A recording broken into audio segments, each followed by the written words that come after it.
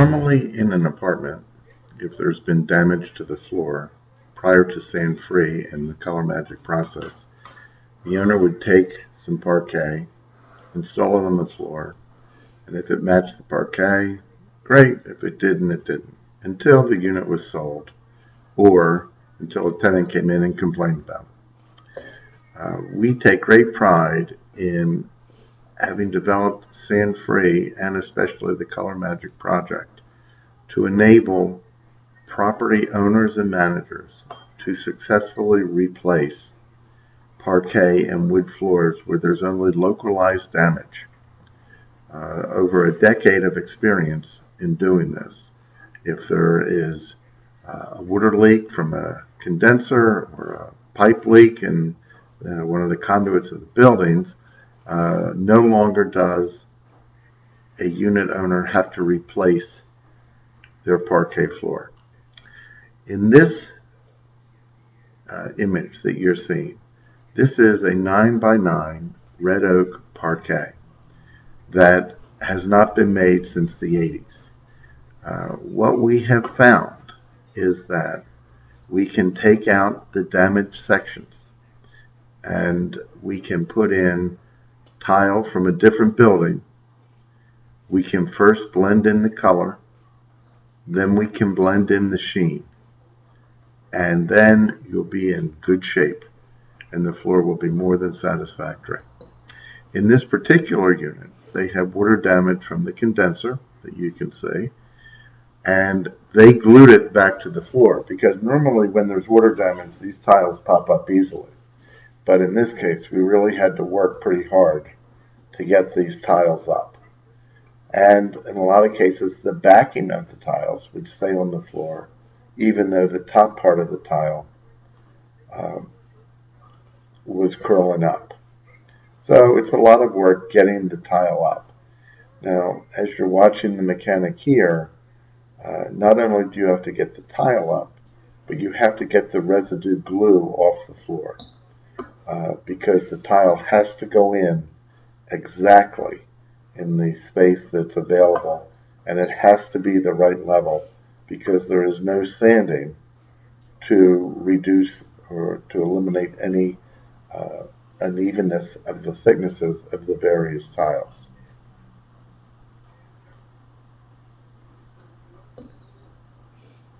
Here Sean is using a fine scraper, and he's just going along and he's scraping up the glue off the floor so the new tile will sit on the concrete exactly as the old tile was sitting on the concrete.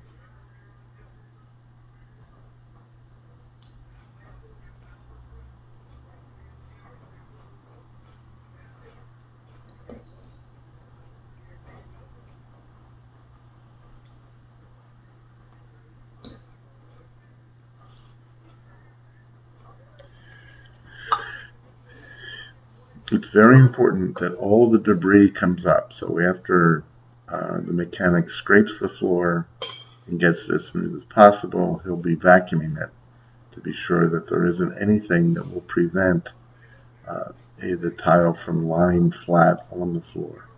And attention to the edges is very important because that's where unevenness is going to be most apparent.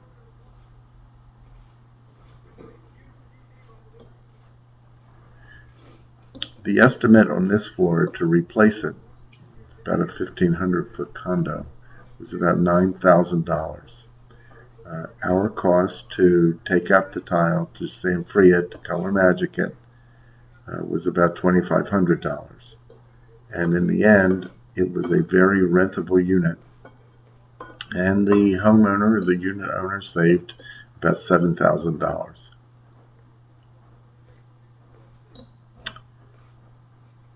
Here Sean is cutting the tiles into fit, and he'll make sure that every edge is as clean as it can possibly be.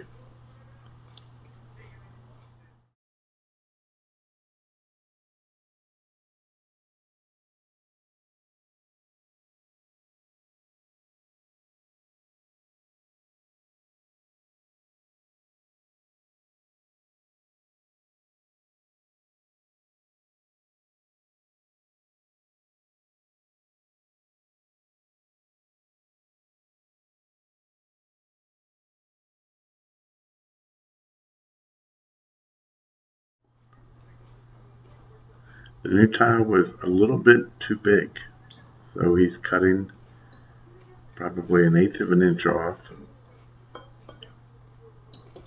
to make it be exact.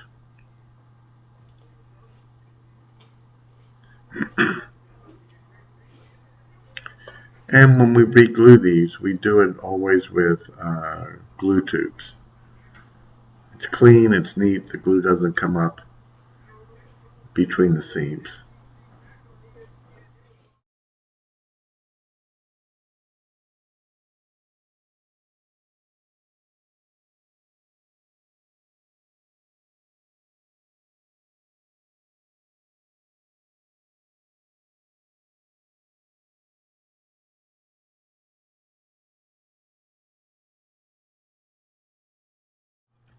As I previously mentioned, as you see these parquets going in, don't panic by the fact that the new tiles look a lot different than the existing tiles.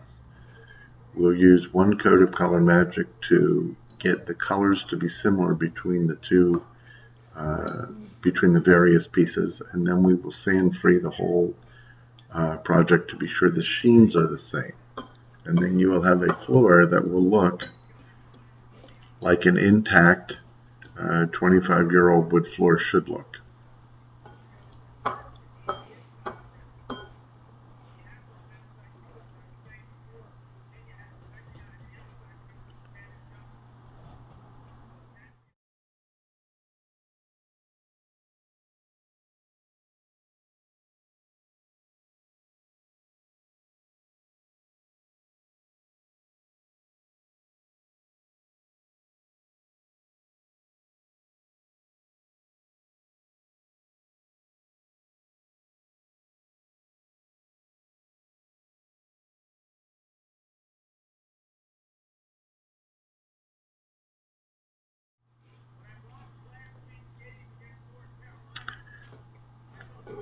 Sean is here taking care of a little bit of unevenness right at the edge, and if you're installing this parquet, that's where you're going to spend your time, making sure the seams are right.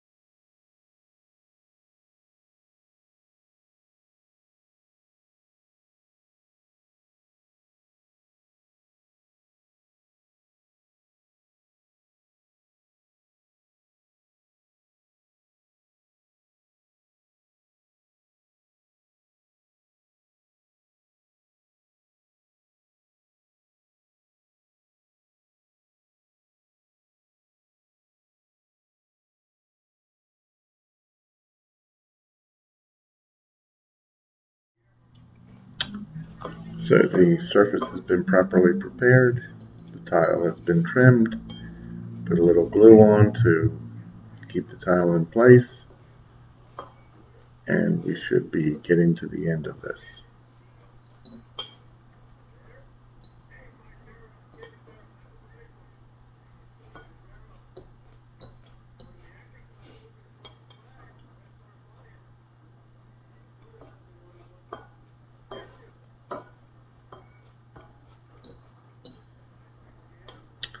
Okay, so here is the floor with the tiles replaced, and the whiter tiles are the existing tiles from the original floor that have water damage, and the other tiles have been brought in from various buildings. We bought a building of this from Washington, D.C. We bought 3 homes of this from a complex in California, and basically it's available to all the franchisees if you have this in your building. But you can get an idea of how this floor is looking. And now we begin the SandFree process. If you have listened to any of the other movies, you know that 3/4 of the time that we spend is in preparation. That's phases 1, 2, and 3. If you saw the wax and acrylic polymer removal movie, you'll notice there's a difference here. The difference is we're not dissolving the urethane, whereas in those movies we dissolve the wax and we dissolve the acrylic polymer. Here, the phase 1 is conditioning the floor. It is softening the existing urethane and make it ready to receive the bonding coat. So he'll go along, he'll do this, then he rinsed the floor. Now he's putting in the phase 3 alcohol-based cleaner.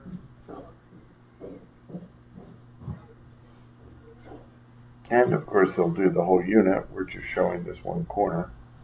That's basically all you do. You take the Zamboni, you let it do the work. It's injecting chemicals, it's abrading them in the floor, it's extracting them from the floor.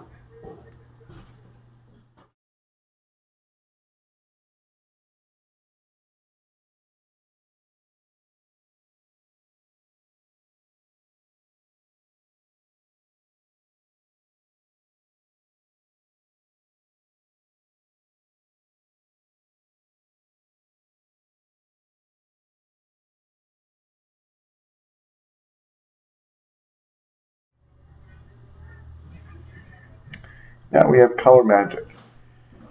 This product is something we stumbled upon.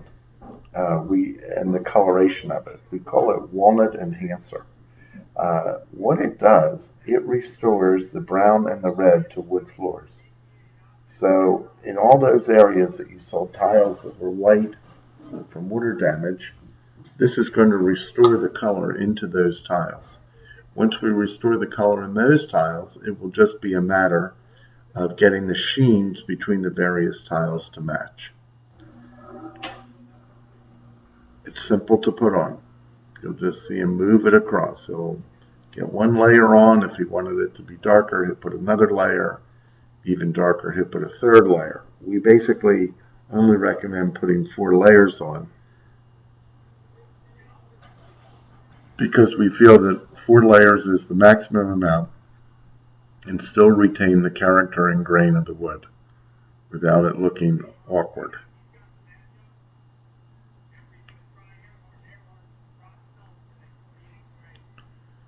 And this is just a matter of going over the floor and spreading the Color Magic out. Color Magic is made in our corporate offices outside of Philadelphia. We know, based on what kind of wood that you have, whether it's oak, pine, maple, or whatever, that those woods will accept color differently. And so if we get a before picture, if you talk to your franchisee about what wood you have existing, we can modify the Color Magic formulas to best suit your particular wood. From that standpoint, almost every Color Magic order that goes out is custom made. It isn't like you can put the same Color Magic on walnut as you would on pine and have the result be similar. We definitely have to make adjustments, and we've had years doing this, so we know how to make those adjustments.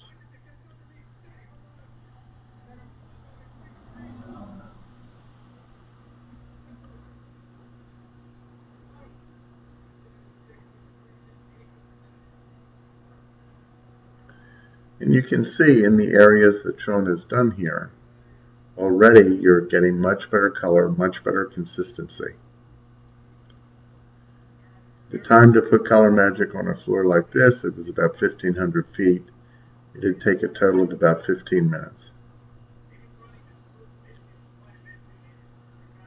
Then it needs to dry. A mistake that a franchisee can make is if they rush and they start putting the urethane on too soon, or a second coat of Color Magic on before the Color Magic has completely dried, and they'll feel a pulling, and the Color Magic will pull away. If they're feeling that resistance, they need to stop and let it dry. But that's really the only serious mistake that you can make with Color Magic.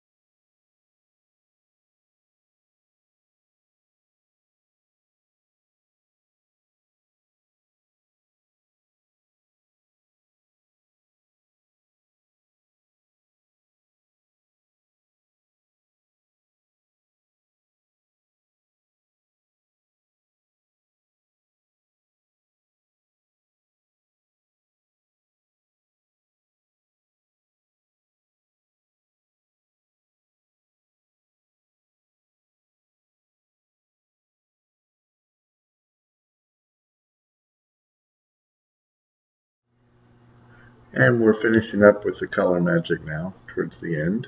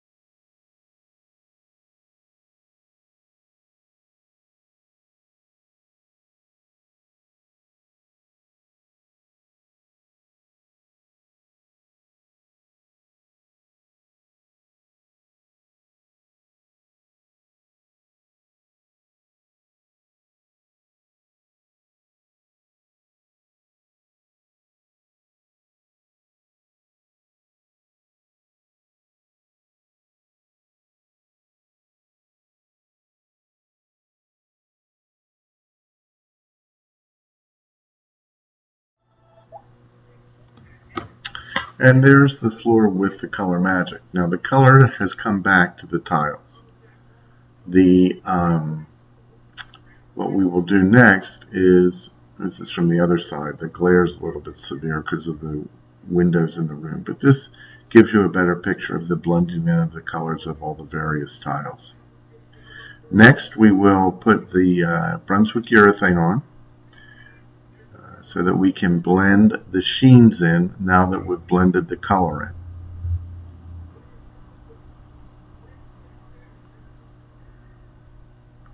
Most of the damaged tiles were the existing tiles that have been damaged at some time, because of all the water problems in this building. And here we are again. This is the Brunswick urethane. It was designed for Brunswick so that they could put urethane on their bowling alleys at 1 in the morning and be bowling at 9. Because of the expanse of the bowling alleys, the urethane has no odor, because they couldn't deal with that if they're going to be bowling at 9 in the morning. And for all these reasons, in addition to its hardness, to its speed in drying, and to its characteristic of having no odor, it makes it perfect for residential and multi-unit housing projects. I mean, the tenants next door aren't going to complain about the smell of what's going on in this unit. When we do gyms, they don't complain about it. I mean, they don't even think about it anymore. Inevitably, if we do a new gym or a new customer with a gym, there will be 1 or 2 people who complain about it the first time. We give them an MSDS sheet. That's it for that complaint. And so now we spread the urethane. Spreading the urethane out in a 1,500 foot unit will take about 15 minutes. All we're doing is pulling the puddle across the floor. It will find its own level.